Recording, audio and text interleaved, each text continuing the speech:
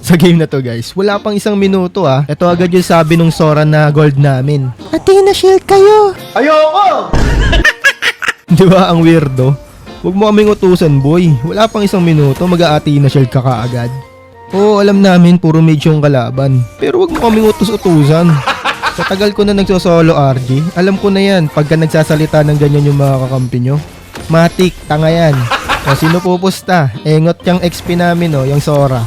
O sino pupusta? Pustahan tayo. Ako alam ko na yan Pagka umpisa pa lang, nagchat-chat na agad ng ganyan. Matik, kampon yan ng madidilim mong budhi. Kasi dito pre, tingnan nyo naman, ang ganda ng early namin, nakukuha namin yung mga objectives, lamang kami sa early. Tapos, panoorin nyo yung gagawin ng Sora. Ayan siya mag-isa lang siya dyan sa bot.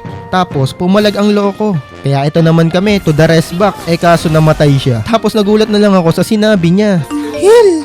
Kaya dito, hindi ko napigilan ng aking kamay. Napachat ako ng lol. Tapos, sumagot siya ulit. Huwag tipid. Tapos, ito yung sabi ng Florin. Wala pa akong ulti nun, sorry.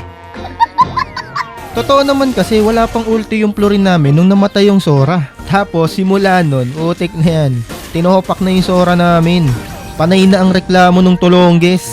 Panay ang reklamo tapos ganito naman gumalaw. Watch out! Watch out! Watch out! Watch out! O diba? Napakagaling. Isa na nga lang uultihan, di pa tinamaan. Ang tanga. Okay lang sana yung nagkakamali yung mga pro nga nagkakamali Pero ito yung hindi okay Yung napakadaldal. Puro pasisi. Tapos ganito lang yung score. 1-4. Gold pa siya niyan Sira na tore mo, Lapo. Alis dyan. Lalamag, Lapo. O diba? Sabi sa inyo napakaingay. Hindi niya alam siya yung nagpatalo sa game na to. Kaya dito, hindi ko na napigilan mag-chat. Ito sabi ko, kala mo may bitaw Ang malala, sumagot pa. Talaga?